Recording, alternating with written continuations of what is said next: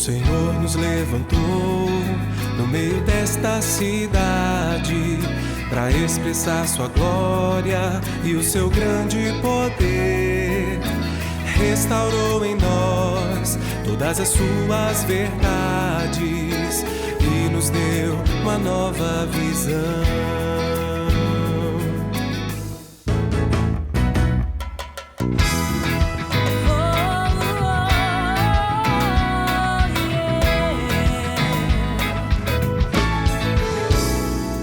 O Senhor nos levantou no meio desta cidade para expressar sua glória e o seu grande poder.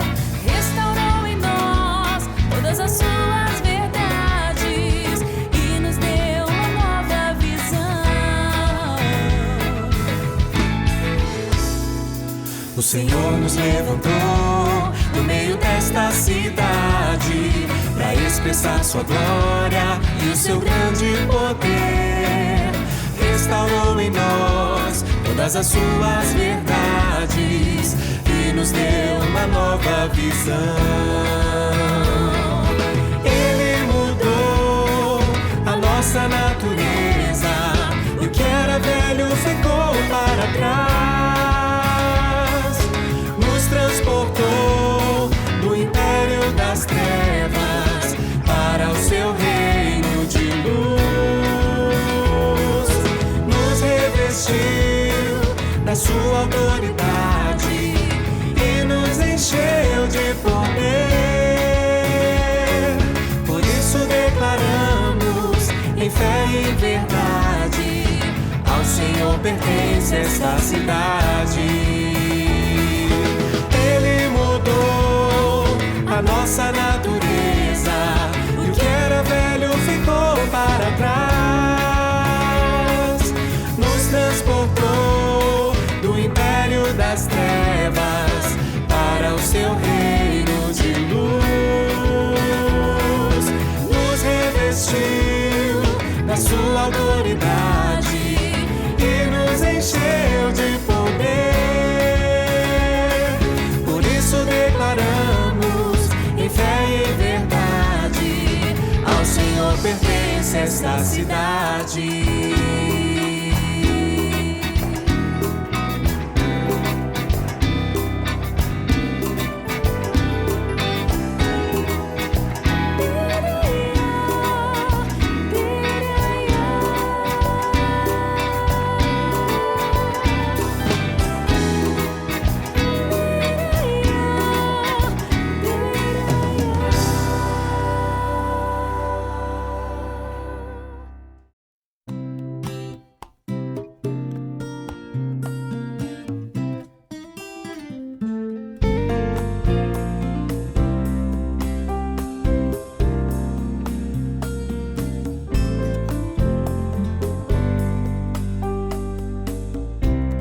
Louva ao Senhor em todo tempo, o seu canto em minha boca está. A minha alma se gloriará no Senhor. Engrandecei a Deus comigo, provai e vê o quanto Ele é bom. Feliz é o homem que confia no Senhor.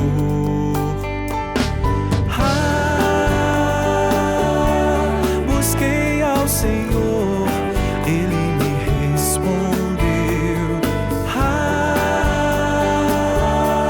Livrou-me de todos os meus temores.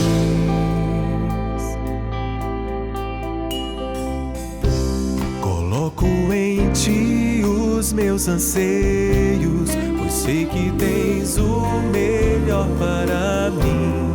E mesmo sem saída, sei que Tu és por mim.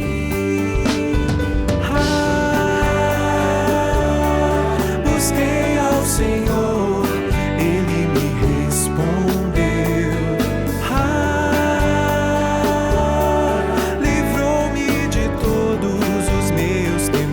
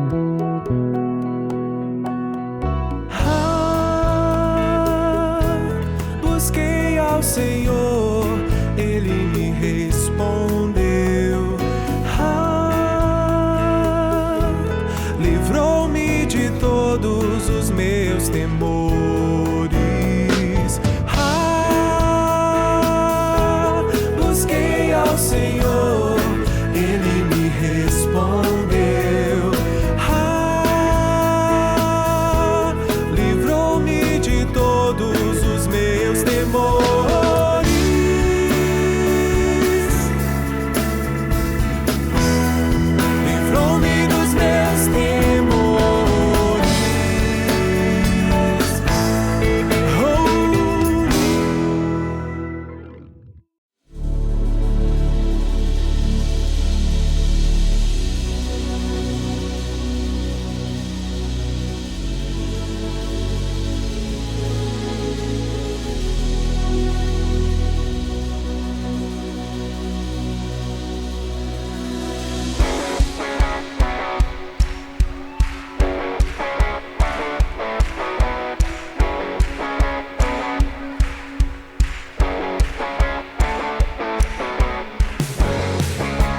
Tudo que tem fôlego, rendam glórias e louvor ao Supremo Criador, que ao som da sua voz terra e céu formou.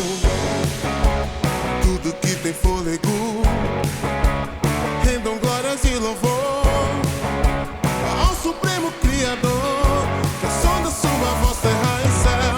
E foi pra te adorar que pôs em mim teu respirar.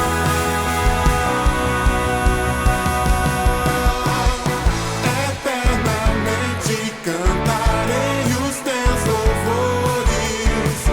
Meu coração exulta ao ver tuas maravilhas. Com todo ser declara em terra e céus teu nome, e entronizado seja em meio ao teu povo.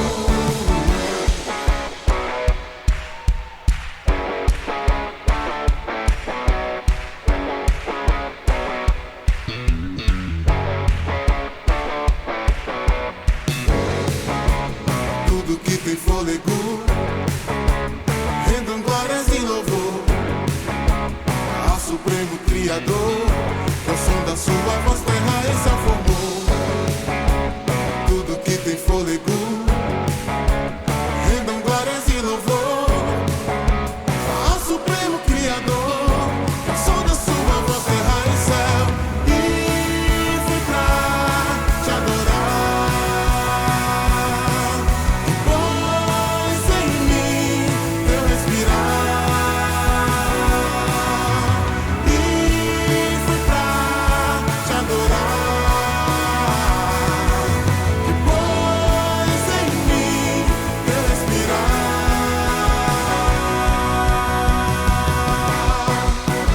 Eternamente cantarei os teus louvores. Meu coração exulta ao ver tuas maravilhas. Com todos. Olá, queridos, graça e paz no nosso Senhor Jesus. Que bom estarmos reunidos mais uma vez para tributar louvores àquele que é digno de toda honra, de toda glória e de toda adoração. E neste momento eu convido você a fechar os seus olhos, aí onde você está, abaixar sua cabeça, se concentrar no que iremos fazer neste momento, que é prestar um culto verdadeiro e sincero ao nosso Senhor. Então feche os seus olhos, ore neste momento, fale com o Senhor, peça para que Ele fale poderosamente ao seu coração, aqui neste lugar, aqui neste momento. Senhor, nós te louvamos, nós te adoramos, somos gratos pelo privilégio que o Senhor nos concede, que é de te servir, de te adorar, Senhor. Nós não somos merecedores, mas a tua graça, ela nos alcança. O teu amor, ele nos constrange. Muito obrigado, Senhor, pelo teu perdão. Muito obrigado por quem tu és em nossa vida.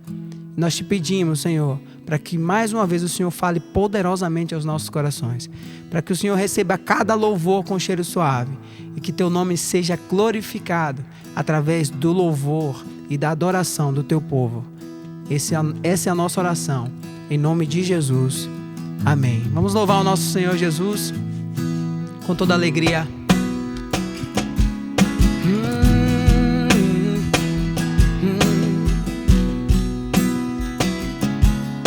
Jesus, em tua presença reunimos-nos aqui, contemplamos tua face e rendemos-nos a ti, pois um dia a sua morte trouxe vida vida a todos nós e nos deu completo acesso ao coração do Pai. E o véu que separava já não separa mais. A luz, outrora apagada, agora brilha e cada dia brilha mais. E só pra te adorar e fazer seu nome grande e te dar o louvor que é devido. Estamos nós aqui.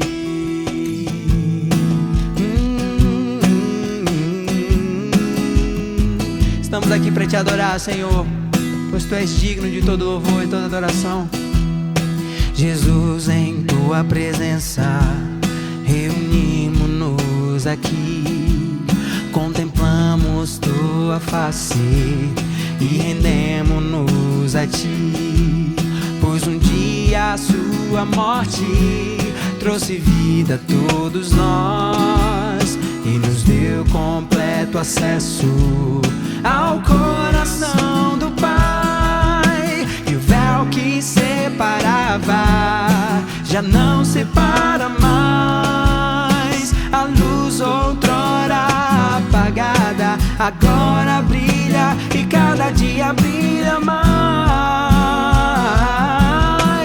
Só pra te adorar e fazer Teu nome grande e te dar o louvor que é devido. Estamos nós aqui só pra te adorar, só pra te adorar e fazer Teu nome grande, grande e te dar o louvor que é devido. Estamos nós aqui. Estamos reunidos em Teu nome, Senhor, reconhecendo o Teu poder, a Tua soberania sobre nós. Recebe a nossa adoração neste lugar, em nome de Jesus. Amém. Que maravilha é louvarmos ao nosso Senhor, reconhecendo quem Ele é. Que privilégio temos em ter essa oportunidade de servir ao nosso Senhor Jesus. Com tudo aquilo que temos, com tudo aquilo que somos, reconhecendo que tudo que temos vem dele, vem das mãos do nosso Senhor Jesus. E nesse momento eu convido você a contribuir, a ofertar e a entregar o seu dízimo com essa mentalidade. Grato ao Senhor por tudo aquilo que Ele tem feito, por tudo aquilo que Ele é, ciente de que tudo aquilo que temos vem do nosso Senhor Jesus. Enquanto cantamos essa canção, você pode fazer isso nesse momento. Faça isso com alegria, porque o Senhor ama esses que contribuem com alegria. Vamos lá. Dos montes correm para o mar, Teus rios de amor por mim. Eu abrirei meu coração, deixando Tua cor entrar. Me alegro por Te pertencer, levantarei as minhas mãos. O Teu amor me alcança e me faz louvar-Te. Cantarei Teu amor pra sempre. Cantarei Teu amor pra sempre. Cantarei Teu amor pra sempre. Cantarei Teu amor.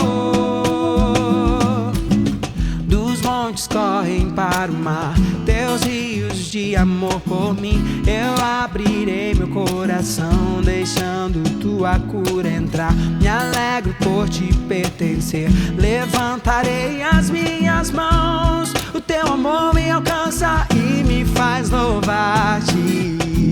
Cantarei Teu amor pra sempre. Cante.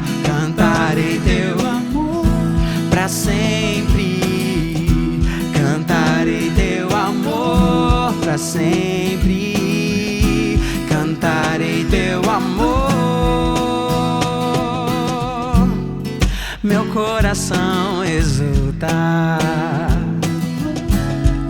De alegria eu canto,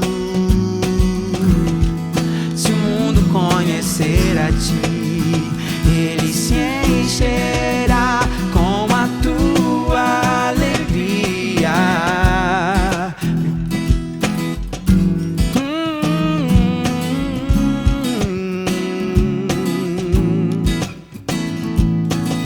E eu cantarei teu amor pra sempre. Cantarei teu amor pra sempre. Cantarei teu amor pra sempre. Cantarei teu amor pra sempre. Para sempre cantaremos acerca desse amor que nos resgatou, nos restaurou, o amor do nosso Senhor Jesus. Vamos continuar cantando acerca desse amor, do sacrifício que nos resgatou da escravidão do pecado.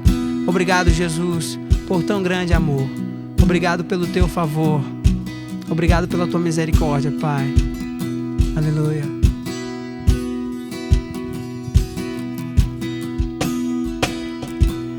Deixou os céus pra me encontrar. Aqui não é o seu lugar. Um amor assim o mundo não conheceu.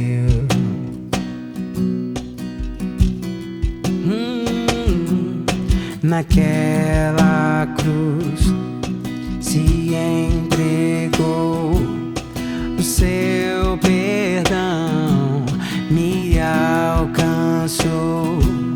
Um amor assim o mundo não conheceu.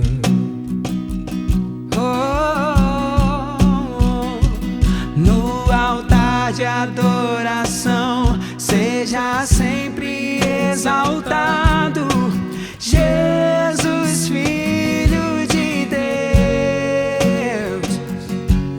Deixou a sua glória, morreu em meu lugar. Jesus, Filho de Deus. Tu és Jesus, Filho de Deus. Levou sobre si pecado e dor, venceu a morte e ressuscitou. Um amor assim o mundo não conheceu.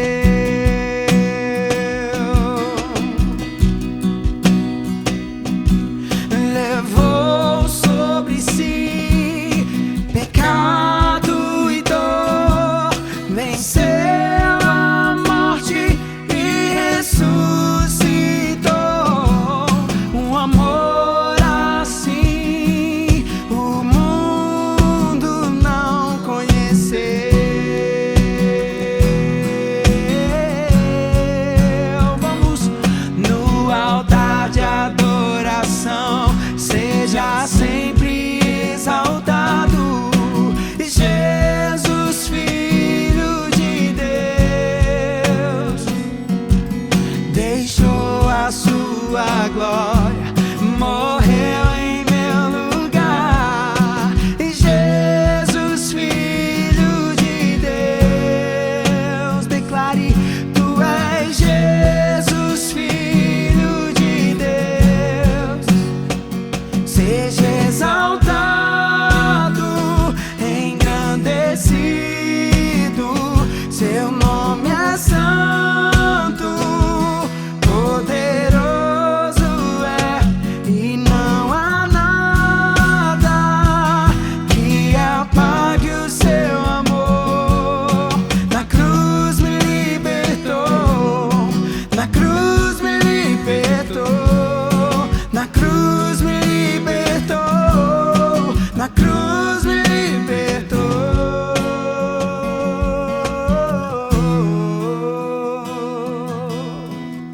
Erga sua voz comigo. No altar de adoração, seja sempre exaltado, Jesus, Filho de Deus, deixou a sua glória, morreu em meu lugar. Jesus, Filho de Deus, tu és Jesus, Filho de Deus.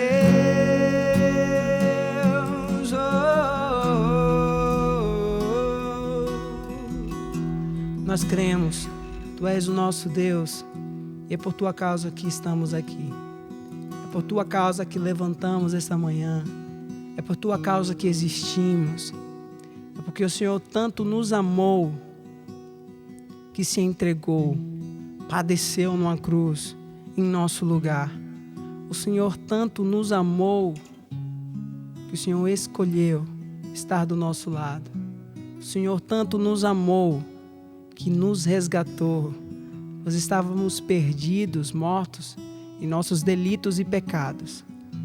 Mas o Senhor, por tanto nos amar, o Senhor se entregou, padeceu naquela cruz, sangrou, foi moído, mas o Senhor nos deu vida. O Senhor hoje é vida em nós e nós somos gratos, Senhor. Somos gratos pelo teu favor, pela tua misericórdia. Somos gratos porque em ti somos justificados. Somos gratos porque em ti temos vida. Continua a falar conosco, Senhor.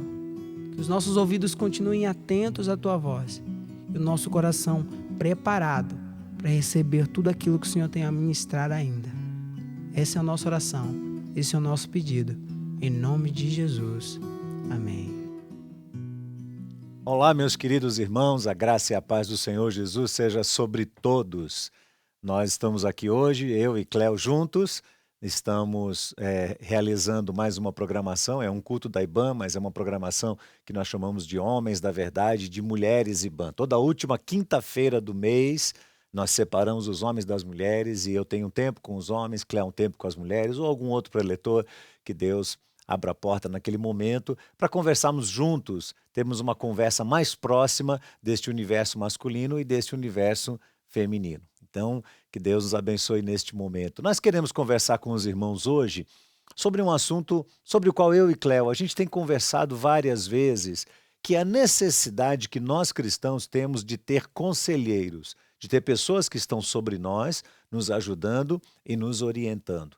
E aconselhamento faz parte da comunicação. Você sabe que um bom comunicador não é apenas aquela pessoa que sabe falar bem. Existem muitas pessoas que falam muito bem, mas isso não quer dizer necessariamente que sejam bons comunicadores, porque a comunicação é muito mais do que isso. Comunicação tem uma implicação que é aprender a ouvir. Se nós não aprendemos a ouvir, nós não somos definitivamente bons comunicadores, não é mesmo? É verdade. E nós lá no Mulheres IBAN, no Eles e Elas, nós temos estudado este ano, irmãos, sobre a sabedoria que transforma, extraindo do livro de Provérbios lições preciosas para as mulheres da nossa igreja. E como tem sido precioso, como nós temos visto Deus trabalhando o nosso coração para tornarmos mulheres, para nos tornar mulheres mais sábias. Que bênção isso! Temos aprendido. E uma das formas que Provérbios usa para nos ensinar é ouvindo conselhos. Provérbios fala muito sobre isso, sobre a arte de ouvir conselhos. Mas hoje nós vemos tantas vozes, tantas pessoas falando o tempo todo. Nós dificilmente estamos em silêncio, muitas pessoas estão falando o tempo todo. Nós pegamos o nosso celular e há opiniões diversas sobre variados assuntos. Então nós nos perguntamos de onde vem a sabedoria para ouvir. Ouvir o quê? O que nós devemos ouvir? O que devemos rejeitar? Isso foi o que nós aprendemos nas Mulheres IBAN. E nos Homens da Verdade, Abraão? Como foi lá nos Homens da Verdade? Nós temos trabalhado também com os homens aspectos da palavra de Deus que nos ensinam sobre maturidade cristã. Homens precisam ser maduros em todos os aspectos da sua vida. E dentro desse assunto, nós temos enfatizado a necessidade que os homens têm de terem mentores, pessoas mais velhas do que nós, que nos ajudam, que nos orientam, que trabalham um pouco daquilo que nós vamos enfrentar, o caminho que virá diante de nós. Eu tenho dito com certa frequência que nós, homens, somos extremamente resistentes para abrir o nosso coração, especialmente para compartilhar o nosso fracasso, as situações que nós assumimos, decisões que tomamos e que às vezes dão errado na nossa vida. Então nós temos uma dificuldade muito grande de guardar isso e de não falar sobre os nossos erros, nossos fracassos, as nossas tendências pecaminosas, os nossos desvios. Nós ouvimos muito poucos conselhos e é exatamente sobre isso que nós precisamos conversar nesta noite. Que tipo de conselhos nós devemos ouvir? Quais os que nós devemos acatar e quais conselhos devemos recusar e rejeitar? Como é difícil para um homem ouvir a sua esposa. Eu sei que eu estou falando a homens, a maridos aqui. Como é difícil para um homem ouvir a sua esposa. Como há resistência no coração masculino quando uma mulher fala, eu quero falar com você sobre um assunto, eu quero dizer o que eu penso, eu acho que você está agindo errado aqui, vá por esse caminho. Como os homens têm resistências de ouvir as mulheres. E por outro lado, como as mulheres, as esposas, têm resistências no seu coração de ouvir a opinião do marido e acatar essa opinião. Eu tenho visto isso inúmeras vezes nos meus anos de ministério. Ao mesmo tempo que isso não é um pressuposto só de marido e mulher. Como tem sido difícil os filhos ouvirem os pais. Eu sei que nos últimos tempos os filhos se levantarão contra pais, pais contra filhos. Nós estamos vivendo essa época dos últimos tempos. Mas como é difícil dentro da nossa casa um filho parar e falar, pai, mãe, o que você pensa sobre isso? O que eu devo fazer? Como eu devo fazer uma escolha? O que você me aconselha? Como nós temos visto essa resistência? Como a gente tem visto resistências dentro da igreja de ovelhas liderados recebendo orientação de líderes, líderes espirituais, as ovelhas ouvindo os pastores sobre a sua própria vida pessoal. E às vezes eu escuto nos corredores, porque eu sou ovelha e eu não sou pastor, eu escuto outras ovelhas nos corredores falando. Mas eu já sei o que o pastor vai falar sobre essa situação. Então eu prefiro não ouvir. Eu prefiro caminhar com a minha própria direção. E a gente tem visto tantas resistências. Por que que nós não ouvimos? Quando nós devemos ouvir e quando nós devemos rejeitar? Nós queremos ler alguns textos de Provérbios que vão abrir a nossa mente, porque é a palavra de Deus que nos ensina, que vão abrir a nossa mente sobre a arte do conselho, a sabedoria que vem do conselho. Vamos ver alguns textos bíblicos. Eu vou ler 5 textos aqui, que eu quero que você preste atenção. O primeiro deles é Provérbios 11:14, que ele diz assim: não havendo direção sábia, o povo fracassa. Com muitos conselheiros, porém, haverá segurança.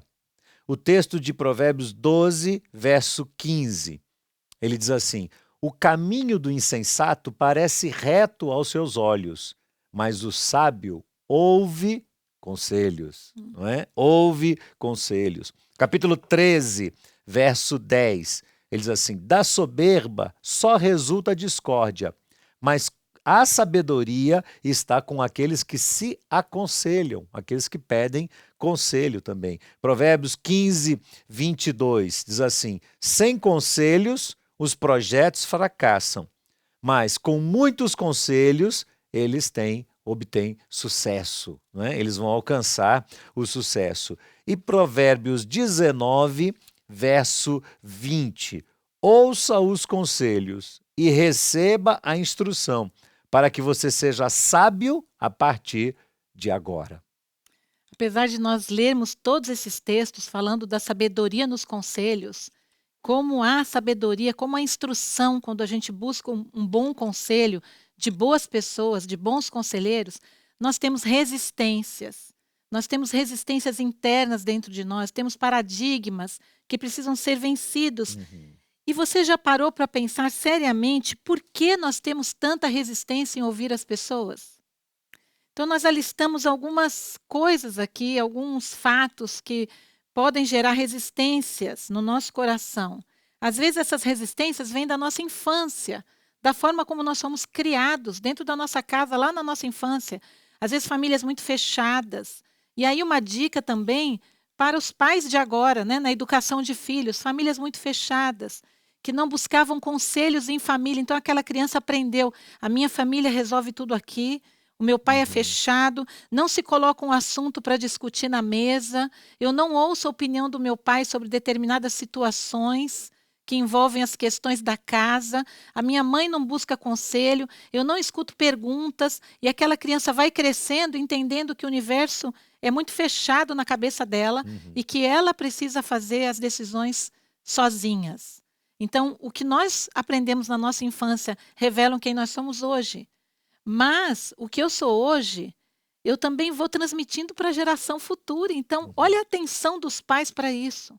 Não feche sua família. Olha as crianças que estão crescendo nessa nova geração. Diga a ela como é importante ouvir um conselho sábio, buscar nas escrituras, mas buscar no pastor, no líder do pequeno grupo. Eu vou ouvir o meu líder do pequeno grupo, o que ele pensa sobre essa questão. O grupo está dividido lá em opiniões sobre determinada questão. Vamos ouvir o nosso cooperador de pastoreio, o nosso pastor de setor. Há sabedoria nas autoridades constituídas na igreja. Isso tudo vai formando uma cultura do conselho dentro da igreja. É até interessante isso, porque algumas vezes os filhos ouvem os pais fazendo exatamente o contrário. Sim. Falarem mal de autoridades espirituais, falarem mal de pessoas mais velhas, dos próprios pais, dos avós, e a criança vai acostumando com a ideia de que o mais sábio, o mais antigo, o mais velho, não é tão sábio assim, não é? Então isso pode criar um bloqueio nessa nova geração. Quer dizer, às vezes, os próprios pais ensinam seus filhos a nunca pedir conselho para as pessoas certas. Vamos atender para isso. Segundo, às vezes na nossa adolescência, nós falamos sempre que o adolescente ele é embutido dentro do seu próprio mundo. E a gente diz isso, só que nós precisamos mudar essa mentalidade, tanto na cabeça dos adolescentes quanto na cabeça do pai, dos pais e da nossa geração. E nós, que não somos adolescentes, nos arriscarmos a chegar do lado do adolescente e invadir o mundo dele, não deixar ele sozinho naquele mundo de pensamentos. E às vezes o adolescente, ele fala assim: eu não vou ouvir meu pai. Eu não quero ouvir.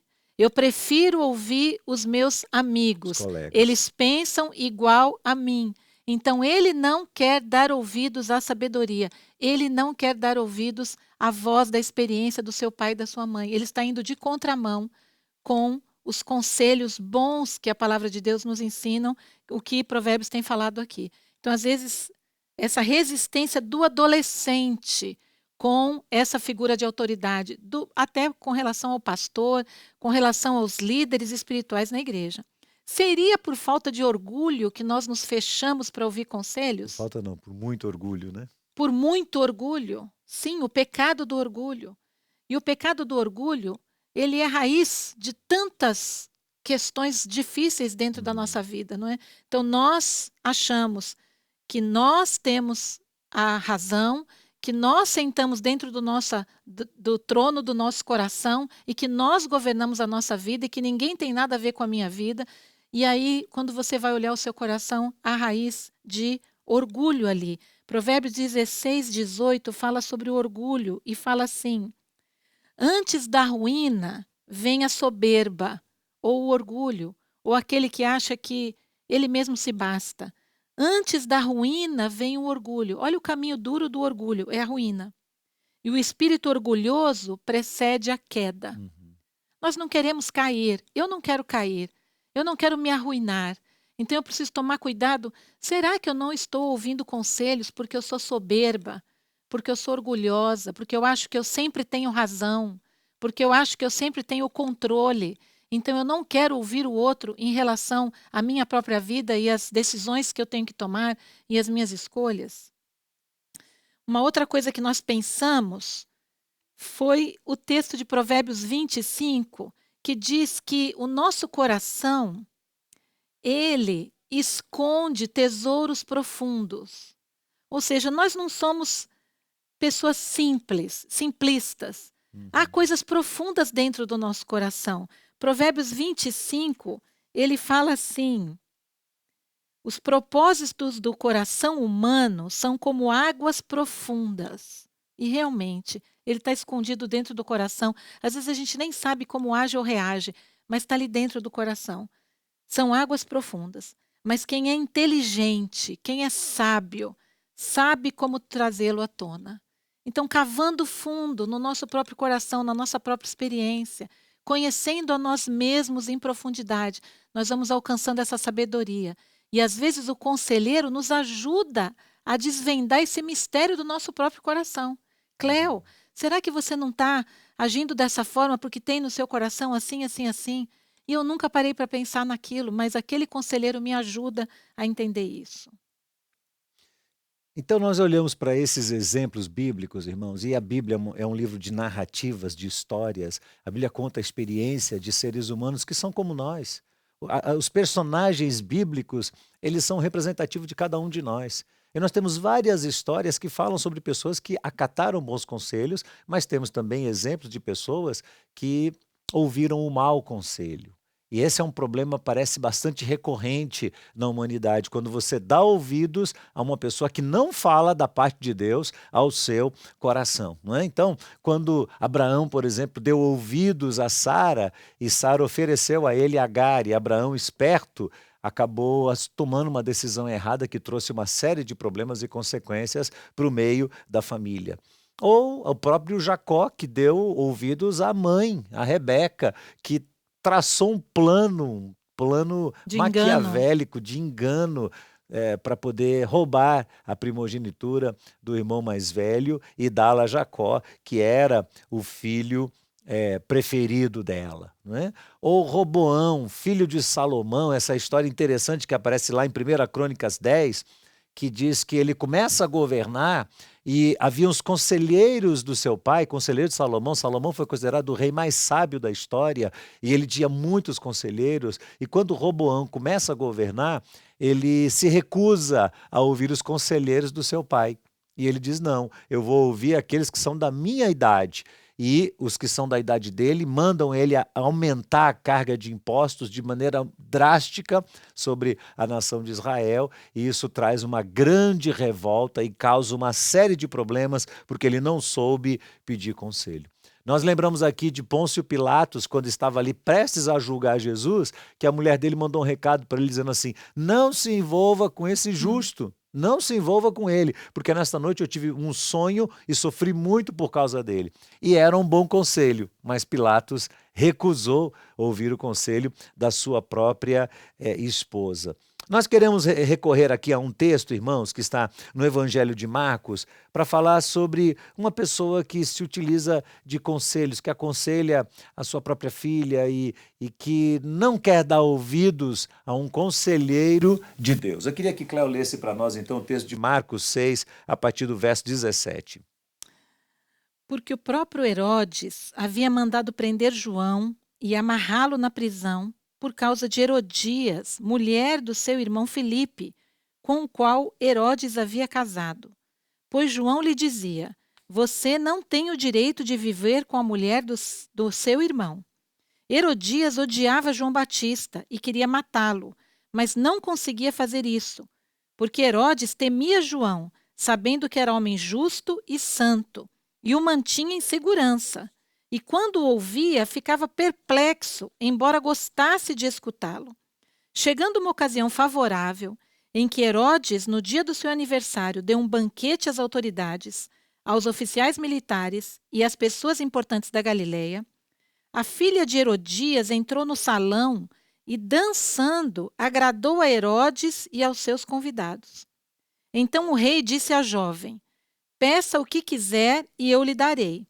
E fez este juramento, o que você me pedir, eu lhe darei, mesmo que seja a metade do meu reino. Ela saiu e foi perguntar à mãe, o que eu pedirei? A mãe respondeu, a cabeça de João Batista. No mesmo instante, voltando apressadamente para junto do rei, disse, quero que sem demora o Senhor me dê num prato a cabeça de João Batista. O rei ficou muito triste, mas por causa do juramento e dos que estavam com ele à mesa, não quis negar o pedido da jovem, e enviando logo o executor, mandou que lhe trouxessem a cabeça de João. Ele foi e o decapitou na prisão, e trazendo a cabeça num prato, a entregou à jovem, e esta, por sua vez, a entregou à sua mãe.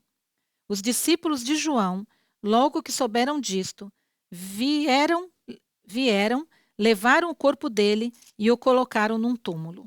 Veja que história mais macabra, não é, registrada aqui nas páginas sagradas. Nós não conhecemos bem a história de Herodias e a sua relação com Filipe, que era irmão de Herodes. Não temos os detalhes disso, mas o texto deixa claro que ela abandona Filipe, que é irmão de Herodes, e vai morar com Herodes, né? Marcos vai dizer que eles se casaram, né? Nós não temos aqui os detalhes. O que nós sabemos é que os dois eram da dinastia real, os dois eram figuras importantes, e ela deixa o seu marido para ir ter um caso de amor com o próprio cunhado. Então, antes da gente explorar aqui o conselho que ela recebeu e o conselho que ela deu, vamos pensar sobre esse casamento. Não é? Nós nos deparamos o tempo todo com situações como essa que acontecem na sociedade onde nós estamos vivendo, e a pergunta é: o que é que faz um casamento se encerrar? Porque muitas coisas podem acontecer dentro de uma casa, não é? Um não sente mais a admiração, a alegria de estar com o outro. O outro não se sente mais ouvido, não é? E, aliás, comunicação tem sido um sério problema entre casais que tem gerado separação, a comunicação mal elaborada, a comunicação mal feita. Tem acontecido muito isso. Então, quando uma pessoa não se sente mais ouvida, ela começa a se afastar. O tempo vai passando e, às vezes, os casais estão vivendo juntos há anos, e ao invés de aprimorarem essa relação, eles vão cristalizando essa relação. Nós ouvimos isso essa semana no encontro com líderes de grupos de restauração, eles dizendo que, com o passar do tempo, ao invés de melhorar o relacionamento, ele vai piorando, porque cada um vai se fechando mais, cada um vai se cristalizando e o primeiro amor se esfria. Outra questão que acontece são as expectativas frustradas, não é? O que um marido espera de uma esposa, a esposa espera de um marido. Quando isso não é correspondido, eles começam a se frustrar um com o outro e, às vezes, começam a tratar um ao outro mal. E a grosseria passa a fazer parte da vida desse casal. Eles não se esforçam mais para tratar bem um ao outro. Outras vezes é a falta de espaço, um não sabe perceber bem quais são as qualidades do outro e, portanto, não cede espaço para o outro, e ambos começam a competir dentro de casa ou a explorar um ao outro, não é? Um quer que o outro viva em função dele e ele começa então a explorar a outra pessoa. Mas eu acho que de tudo isso nada causa mais ruptura na confiança de uma relação do que mentiras, do que falsidade. Quando o marido mente para a mulher, quando a mulher mente para o marido, são às vezes pequenas mentiras, mas que à medida que elas vão sendo reveladas, e a Bíblia diz que todas elas vão ser reveladas, à medida que elas vão sendo reveladas, essas pequenas mentiras vão minando a confiança de um no outro, e eles não conseguem mais ter o mesmo nível de segurança, de confiança um no outro que tinham no início dessa relação. É muito comum que a gente ouça as pessoas que estão prestes a se separar ou que já se separaram dizerem: o amor acabou. O que significa? Talvez signifique que a amizade acabou. Os gregos tinham 4 palavras que definiam o amor, né? A gente lembra bem delas. O filéu, que era a amizade, né? Um casal precisa ser amigo. Eu preciso colocar a Cleo num carro para andar com ela 20 minutos, 30 minutos, ou rodar 5.000 quilômetros, como nós fizemos no início deste ano, e a gente tem que conversar. Não é possível que eu entre num carro e fico calado o tempo todo e eu não tenho, o meu assunto acabou com ela. Isso não existe. Não é? Ou que o nível de relação esteja tão comprometido que quando eu me exponho, ou você se expõe a mim, numa comunicação, isso gere sempre um atrito. Exato. um problema E um dos dois se fecha, ou os dois se fecham. por causa né? dessa ruptura, né? Então os gregos diziam que era amizade, amor é isso, né? Amizade, segunda palavra é storge, que significa sociedade, duas pessoas que estão juntas, responsáveis por uma família, uma vida. A terceira palavra é o eros, que é o amor romântico, o desejo que um sente pelo outro. A quarta palavra é o ágape, que é o amor incondicional, que é aquele amor em que eu me preocupo em fazer o bem para ela, ela se preocupa em fazer o bem por mim, e imbuídos desse sentimento, os dois vão crescendo. E às vezes os casais deixam de cuidar dessas 4 áreas na sua vida, e isso gera uma série de problemas dentro de casa. Uma outra questão que a gente observa também é a confusão de papéis. Quem é responsável para fazer o quê dentro de uma casa? Qual é o papel de cada um? Qual é a responsabilidade de cada um? Nós podemos perfeitamente interpretar errado isso, ou a própria sociedade que vivemos, a cultura em que vivemos, impor sobre nós um protótipo de marido e de esposa que não coaduna com os princípios bíblicos, e com isso nós comprometemos a relação e acabamos, às vezes, um anulando o outro dentro desse relacionamento. Fato é, o casal teve algum problema, Filipe e Herodias, e ela abandona ele para ir viver com Herodes. Quando a gente fala de casamento e a gente está analisando aqui esse perfil de casamento a partir de Herodias, que deixou o seu marido para ter um outro marido, né, ali com o seu próprio cunhado, nós pensamos hoje na juventude, porque há crises nos casamentos, nós vemos isso, o índice de divórcio grande na sociedade e também na igreja, não com um número percentual tão grande, mas há divórcio na igreja, e nós pensamos na juventude da nossa igreja. E nós, então, queremos falar um pouco aos jovens aqui. Um bom casamento, jovens, começa a ser fundamentado no namoro. Exatamente. Por isso, jovens solteiros, prestem atenção aqui em 2 conselheiros maduros, né? Jovens de coração, antigos, mas já bem experimentados. Nós sempre falamos, e a palavra de Deus preconiza isso, atividade sexual é algo legítimo apenas no matrimônio. No casamento. Está lá em Gênesis 2:24, portanto, deixará o homem seu pai e sua mãe, eles têm um compromisso um com o outro, né? Deixa o homem seu pai e sua mãe, se une à sua mulher, e os dois serão uma só carne, e então eles vão viver juntos, morar juntos e ter um relacionamento sexual que é uma bênção. Mas quando a gente vai atropelando essas etapas, há prejuízos para isso, e há prejuízos também para o relacionamento futuro. Então não vá para a atividade sexual, porque você vai comprometer a integridade do seu relacionamento, a integridade bíblica, a sua relação com Deus. Além disso, o ato sexual fora do casamento leva o casal a pular uma etapa importante. É verdade. Que é a etapa da amizade, da comunicação, de você discutir ideias, de você virar o outro do avesso. Isso é muito importante e, às vezes, conhecer de fato. Em nome dos desejos, ou da sexualidade, ou da sensualidade, a gente pula essa etapa. 1 ano, 2 anos, conhecendo essa mulher que você está pensando em ter um relacionamento de casamento, e você conhecendo esse homem sem contato físico do ato sexual. Por quê? Porque quando a gente vai acostumando com o ato sexual, então é tão bom, é tão prazeroso, que você pula essa etapa da conversa, do relacionamento leve, saudável, da amizade. Isso vai comprometer certamente lá na frente. Além de que, sem dúvida nenhuma, nós sempre vimos isso. Todas as vezes que casais se envolvem antes de se casar, isso mina a confiança de um no outro. Sim. Fica sempre aquela ideia futura de que a pessoa não foi fiel quando deveria ter sido fiel. Então, se não foi fiel antes, a Bíblia diz que quem não é fiel no pouco não vai ser fiel no muito, né? Então, isso sempre vai minar a confiança do casal. Então, o namoro, se você é um jovem, se você é um jovem adulto, se você é um adulto solteiro, em qualquer etapa, não é casado e está conhecendo uma pessoa e se comprometeu com ela no namoro, visando um casamento, essa etapa precisa ser respeitada, que é a etapa do conhecimento profundo, de você descortinar as personalidades. A partir do momento que você vai se entregando para aquele relacionamento, você vai tirando as máscaras, porque a gente tem máscaras da conquista. Isso é natural. A gente vai criando assim, o que ele espera que eu seja, não é? Mas a partir do momento que você vai conhecendo, você vai descortinando isso e você vai entrando profundamente no outro. Observe algumas questões, jovens, adultos, solteiros. Observe algumas coisas.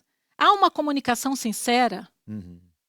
Ele te ouve, ela te ouve, há um interesse no ouvir. Ele ou ela ouvem conselheiros, ouvem líderes espirituais, eles seguem essa direção, essa sábia direção dos conselheiros. Há alguma tendência nessa relação ao narcisismo? O narcisismo é o excesso de amor próprio. São as vaidades e a necessidade de admiração e de autoafirmação. Então, quando a pessoa é narcisista, claro que tudo isso no excesso, não é? Autoafirmação, uma necessidade de admiração, todos nós temos num nível. Mas o narcisista tem isso Suga. exacerbado. Ele suga. Então, ele vai contaminar aquela relação. No namoro, a gente precisa observar isso. Essa pessoa tem uma necessidade exagerada de aceitação. Eu percebo que essa pessoa serve a Deus intencionalmente e firme. Ou depois do nosso namoro, a gente até se separou um pouco do serviço cristão. A gente era tão ativo Envolvido. nos grupos de adultos, nos ministérios, no Ministério de Missões, no evangelismo. Mas agora a gente está namorando e a gente resolveu dar um tempo para que a gente possa ter tempo para a nossa relação. Presta atenção Cuidado. nisso. Perceba a relação que o outro tem com a profissão, com a sua profissão. Com a vida financeira. Ele foi chamado para exercer uma profissão, ele tem um chamado de Deus para uma profissão. Ele é um perito naquilo que ele escolheu. Ele se profissionalizou em alguma coisa. Qual a relação dele com o dinheiro? Ele tem dívidas. Como é o relacionamento familiar dele? Olha quantas coisas a gente precisa observar dentro dessa parte do namoro. Desse tempo do namoro. Qual a relação dele com o dinheiro? Nós precisamos pensar sobre tudo isso. Há tendências a relativizar os princípios absolutos da palavra de Deus. Um deles gosta de relativizar, não é bem assim. Os valores absolutos sobre amizades, sobre bebidas, sobre bebida alcoólica, sobre vícios, com colegas de trabalho. sobre jogos, sobre esses relacionamentos com sexo oposto. Como é que eles se relacionam e pensam sobre isso? Há acessos de ira. O seu namorado é viciado. A gente precisa abrir os olhos sobre isso, porque às vezes a pessoa tá tão paixão, apaixonada, a paixão, o amor, né, esse sentimento faz a gente cego para essas coisas. E depois a Herodias olha para o marido e diz assim: o irmão dele é melhor do que ele. Olha que cilada. Olha, o irmão dele me parece até melhor. Não é nem o homem da esquina. É o próprio irmão dentro da própria casa. Que absurdo. Esse namorado ou namorada tem problemas com a passividade demasiada, é passivo demais. Tudo isso, meus irmãos, nós precisamos olhar antes do casamento. Lembre-se, o divórcio pode mostrar seus indícios no namoro. O fato é, meus irmãos, que Herodias, ela deixa o seu casamento para se envolver numa aventura junto com o seu cunhado. Perceba que isso tem sido cada vez mais comum e o raciocínio é sempre o mesmo. A pessoa diz: eu não estou me sentindo feliz. Eu não me sinto feliz dentro dessa relação. Eu estou oprimido, oprimida dentro dessa relação. Então eu vou sair dessa relação e vou para outra. E essa decisão é tomada debaixo de pressupostos errados. Presta atenção. Primeiro, o segundo marido vai ser melhor do que o primeiro. A segunda mulher vai ser melhor do que o primeiro marido. A gente sempre raciocina assim. Segundo, eu vou ter agora sim, eu vou ter a satisfação dos meus desejos. O que eu nunca consegui alcançar no primeiro casamento, eu vou alcançar no segundo. Eu não terei os mesmos problemas que eu estou tendo hoje, não é? Esse casamento me oprimiu tanto e agora eu vou ter um outro que vai ser mais feliz. Eu vou ser mais feliz. As pessoas sempre estão dizendo isso. Eu queria analisar com vocês algumas das consequências dessa decisão tomada sobre critérios que não são os critérios da palavra de Deus, os critérios do conselho de Deus para nós. Presta atenção. Um profeta se levanta no meio dessa história toda. João Batista. Então, João Batista uma voz vai, do deserto. a voz que clama do deserto, né? Nós falamos sobre isso domingo passado. Então, ele vem e percebe que está havendo um erro, e ele vai a Herodes e diz: essa mulher não é sua mulher. Essa mulher, mas eu casei. Não importa. Diante de Deus, ela não é a sua esposa. Então ele se levanta e acusa o pecado. Conselheiros fazem isso. Sim. Pessoas que estão acima de nós nos aconselham e nos orientam sobre aquilo que nós estamos fazendo de errado. E sabe o que acontece? Nós não gostamos, ficamos com raiva das pessoas. Você pode ter duas visões sobre um profeta que Deus levanta sobre a sua vida. Ou você ama esse profeta, ou você odeia esse profeta. Você sabe que ele é o enviado de Deus e você teme, ou então você passa adiante, fica com raiva dele e se recusa a ouvi-lo. Herodias tinha ódio de João Batista. Ela não queria vê-lo na sua frente. Ela se recusa terminantemente a ouvir, porque ele é profeta. Então o que ela faz? Ela quer eliminar o profeta. Ele está interferindo na história de amor dela. Agora, o grande sonho de ser feliz ao lado de Herodes, do rei, começa a ser ameaçado, porque o profeta vem e começa a dizer que está errado. O que ela faz? Ela elabora um plano de mal, ela manipula pessoas, não é? E eu vejo muito isso acontecer. A gente não mata. A gente não chega a esse extremo, pelo menos não no meio cristão, a gente espera, né? Ninguém vai matar um ao outro. Mas a gente vê as pessoas maquinando, montando os seus planos. E quando, às vezes, há uma interferência da parte de um líder de Deus, de uma líder de Deus, de um profeta, de um pastor, a pessoa se afasta do líder, se afasta da igreja, vai viver sua própria vida, se recusa a ouvir os seus conselheiros, não quer ouvir quem está impedindo ela de ser feliz, não é? Isso é um grande problema. Então ela perde a sanidade e, pior, ela envolve loucamente a filha dela nessa trama. Ela pega a menina, que provavelmente devia ser uma adolescente, coloca essa filha diante de outros homens, expõe ela lá dançando, e o rei fica tão envolvido, e quando a Bíblia sinaliza isso, significa que ele teve desejo por essa menina, ele ficou interessado nela. Então ele promete dar metade do reino para ela, ele promete dar aquilo que ele não poderia comprometer, ele jamais poderia fazer isso, ele arrisca tudo por nada. Não é interessante que nessa hora, quando as pessoas querem ser felizes, elas arriscam tudo que é certo, elas arriscam tudo que elas têm para ganhar aquilo que provavelmente não vai satisfazê-las. Elas estão tendendo a perder todas as coisas porque estão achando que vão ganhar alguma coisa de imediato. As pessoas às vezes olham para Davi, eu já ouvi comentários assim, dizem assim: mas Davi pecou e depois se deu bem. Não se deu, não. Vai olhar o texto lá que você vai ver que dali para frente a vida familiar de Davi foi um grande tumulto. Além de ter perdido um filho, ninguém quer perder um filho, não é? Além disso, foi um grande tumulto a vida dele. Então, até onde a gente pode ir por causa de um momento de prazer? Até onde nós vamos sustentar uma decisão errada quando nós temos conselheiros que estão dizendo: não vá por esse caminho, não é por aí que você tem que ir. E como ela não obedece ao profeta, como ela odeia o profeta, como ela odeia o conselheiro, ela não quer dar ouvidos a alguém que está orientando, o que acontece? Um fim trágico. A cabeça do profeta entra em cena, em cima de um prato. Eu imagino que essa imagem nunca deve ter saído da cabeça daquela menina, daquela adolescente, não é? Ela deve ter ficado com aquela visão na sua cabeça. Então, não se pode pressupor, meus queridos, que nós vamos tomar decisões erradas até o fim da nossa vida e vamos ser abençoados. Não vai ser assim. Algumas pessoas imaginam que vai ser assim, né? A graça de Jesus pressupõe que todas as decisões erradas que eu tomei vão ser automaticamente corrigidas por Deus. Não, não é assim.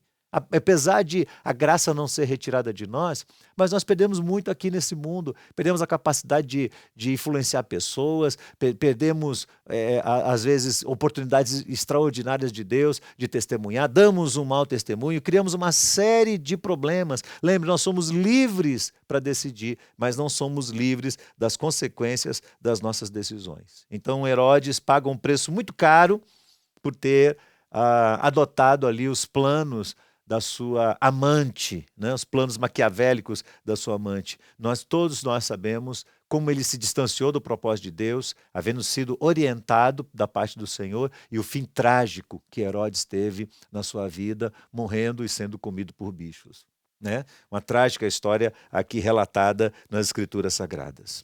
Irmãos, nós precisamos orar a Deus. Há conselhos em Deus para a nossa vida. Nós precisamos orar a Deus, ter intimidade com a sua palavra, aprender a ouvir conselhos de pessoas que são separadas por Ele para intervir na nossa história. Cuidado para não pautar a sua vida em conselhos ruins. Nós somos parte de um plano superior de Deus, que nos levará para o bem e não para o mal. Eu sei os planos que Deus tem para nós, planos de bem e não de mal, para nos dar um futuro e uma esperança. Espere em Deus, tenha paciência, não tome decisões precipitadas. Ouça o bom conselho. Não apenas nós, mas toda a nossa descendência está em jogo aqui. Toda a família toda a nossa família agora e a família que vamos formar ali na frente. Por isso, aprenda, meu querido, a esperar em Deus, a tomar conselhos e a decidir certo em sua vida. Porque não é só a sua vida, é a vida de toda a sua descendência. Sobre esses tempos de espera, a Bíblia fala em Eclesiastes que há tempo para todas as coisas. Deus nunca erra no tempo. Deus não erra. Deus não se atrasa e Deus não se adianta. Ele está sempre preparando o nosso coração, está sempre trabalhando na nossa vida com os acontecimentos que vão se desenrolando na nossa história. Deus é soberano sobre a nossa história e sobre o tempo. Ele é Deus. Jovens e adultos solteiros, eu tenho sempre enfatizado isso aqui nesse culto, porque eu creio que essa palavra também é para os jovens e adultos, principalmente e totalmente também.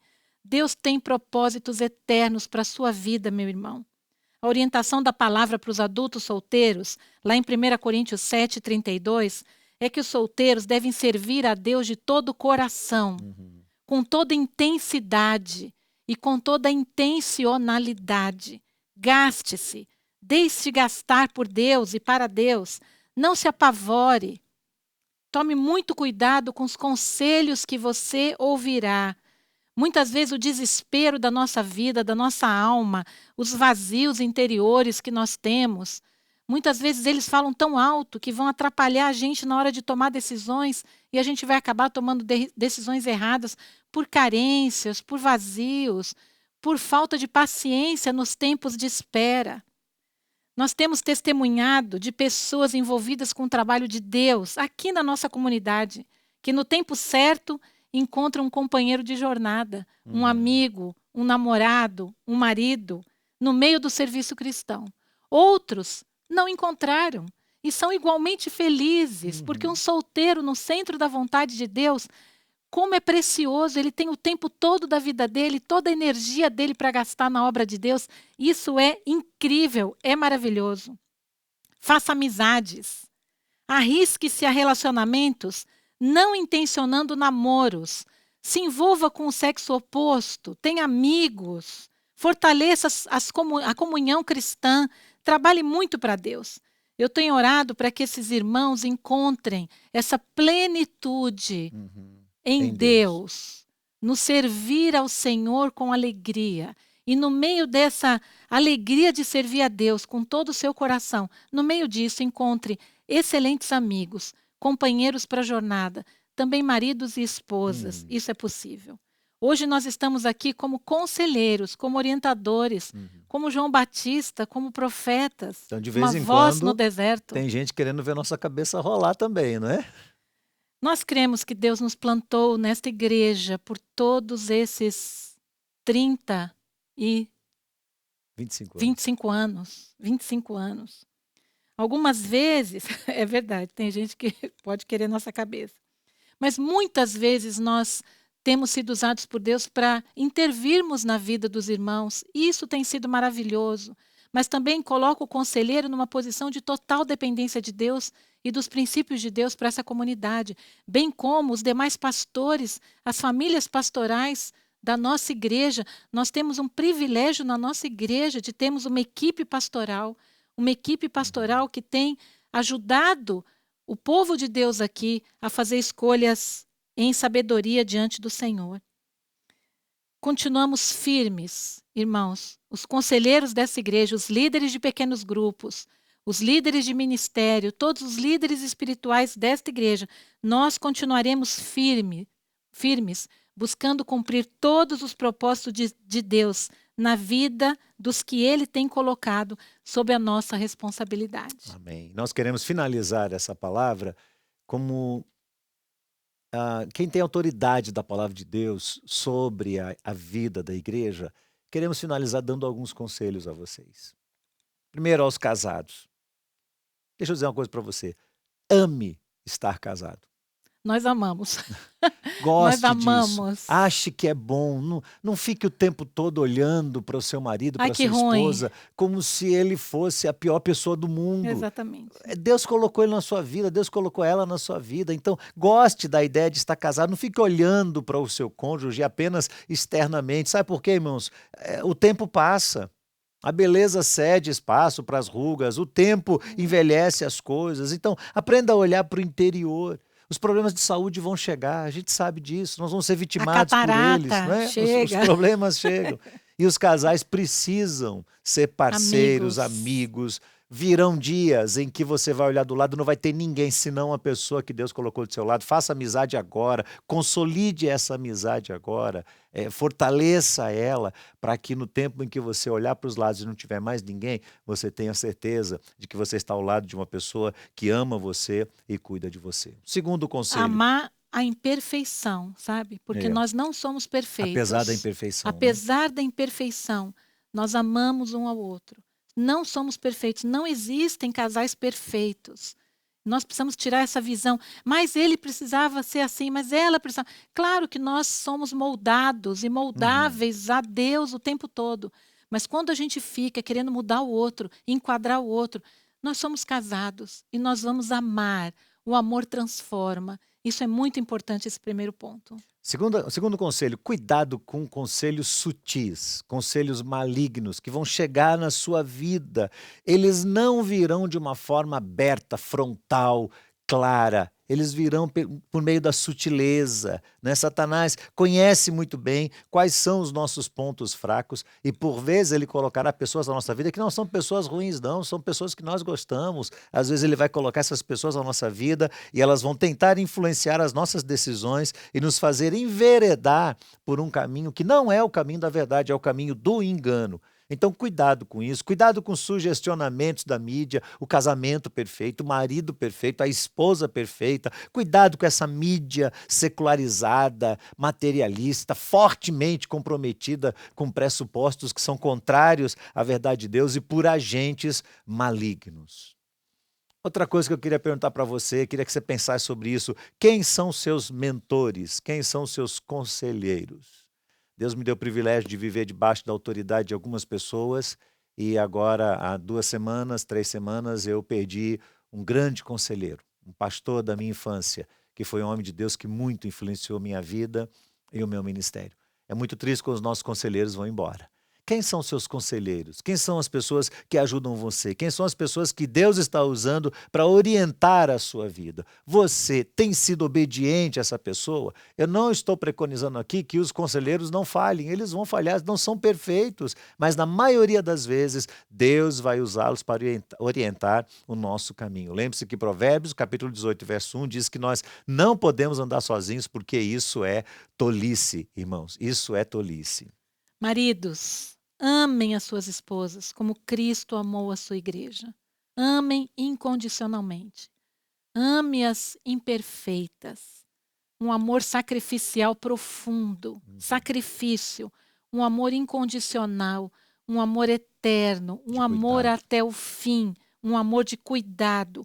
Cuide da sua esposa melhor do que você cuida de você mesmo. E esposas, amem os seus maridos. Amem ao ponto de se entregar sem medo nenhum. Respeitem os seus maridos. Estejam debaixo da missão que Deus deu aos seus maridos. Você não tem um marido perfeito. Não existe um marido perfeito. Então não fiquem o tempo todo magoadas e brigando por questões que são desnecessárias e que vão ficar aqui na face da terra. Por quê? Porque o tempo passa rápido. O tempo passa muito rápido. Então é necessário aproveitar enquanto nós estamos juntos. Adolescentes, jovens e solteiros, dediquem-se totalmente ao Senhor. Sirvam ao Senhor com toda a força que vocês têm, com toda a força da juventude, enquanto buscam o conselho dele para o futuro de vocês. Trabalhem bastante, honrem seu pai e sua mãe, ouçam a voz do conselho do pai e da mãe. Jamais negociem princípios bíblicos, ainda que as possibilidades que se apresentem sejam as mais interessantes possíveis. Diga não. Busque conselhos. Ouçam o que as pessoas de Deus dirão ao seu coração. Deus lhes mostrará os seus planos poderosos. Satanás vai usar duas estratégias para tentar destruir a nossa vida. Uma é dizer que você não precisa de ninguém.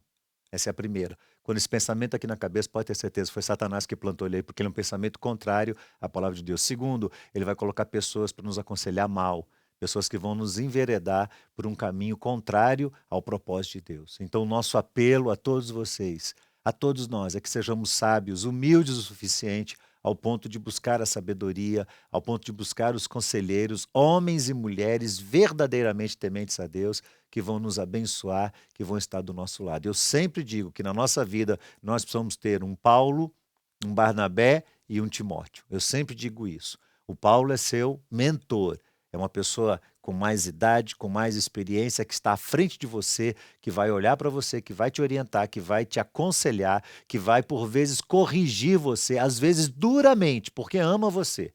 Então você precisa de um Paulo na sua vida. Você precisa de um Barnabé, que é um amigo, alguém com quem você pode compartilhar, orar, partilhar a sua vida. E você precisa de um Timóteo, que é alguém que você vai cuidar, você vai mentorear, você vai orientar e aconselhar segundo a vontade de Deus. Que Deus nos faça humildes. Amém. Homens e mulheres com coração humilde, ao ponto de entendermos a profundidade dessa proposta das Escrituras Sagradas sobre o que é ter um conselheiro sobre nós, o que é acatar a voz de um profeta, de um homem de Deus, de uma mulher de Deus, que o Senhor mesmo vai colocar na nossa vida. Amém? Vamos orar juntos nesse instante. Quero convidar você a baixar sua cabeça, fechar os seus olhos. Vamos falar com o nosso Deus. Obrigado, Senhor Deus e Pai, pela Tua palavra. Obrigado por tudo que ela tem nos ensinado, Senhor. Nós somos privilegiados de ter as Escrituras nas nossas mãos, de maneira tão incrível. Este livro que sofreu tanta oposição veio parar nas nossas mãos, intacto. E o Senhor tem mantido a igreja fiel à Tua verdade, e aqueles que pautam a sua vida neste livro têm sido grandemente abençoados pelo Senhor. Nós vivemos num mundo que odeia as Escrituras, nós vivemos num mundo que luta para tirar de frente as Escrituras Sagradas, que tentam destruí-la e erradicá-la de qualquer maneira, mas nós sabemos que ela é a palavra do Senhor, uma espada de dois gumes que penetra no nosso coração, que nos ajuda a discernir os pensamentos e as intenções. Por isso, Senhor, grava a Tua palavra no nosso coração. Faz de nós pessoas humildes, que buscam conselhos de pessoas sábias, que temem ao Teu nome, para que possamos, como diz o livro de Provérbios, ser sábios e os nossos planos darem certo. Amém. Abençoa, portanto, todos os homens e mulheres que estão nos ouvindo neste momento. Sobre cada um, a graça do Senhor. Preenche-nos, ó Deus, com a Tua graça para que possamos ser felizes e o nosso coração esteja plenamente satisfeito porque andamos na presença do Senhor. Sobre todos a Tua bênção e a Tua paz, nós oramos em nome do Senhor Jesus. Amém, Senhor. Amém. Deus abençoe cada Deus um de abençoe, vocês. queridos. Fiquem na paz do Senhor, que o nosso Deus abençoe o seu lar, a sua família, a sua casa, que toda a presença do Senhor possa preencher o seu Amém. coração. Fiquem na paz do Senhor. Deus abençoe. Minha alegria. alegria é saber que hoje sou livre pra te adorar. Sei que nenhuma condenação há para os que estão em Cristo Jesus. Vivo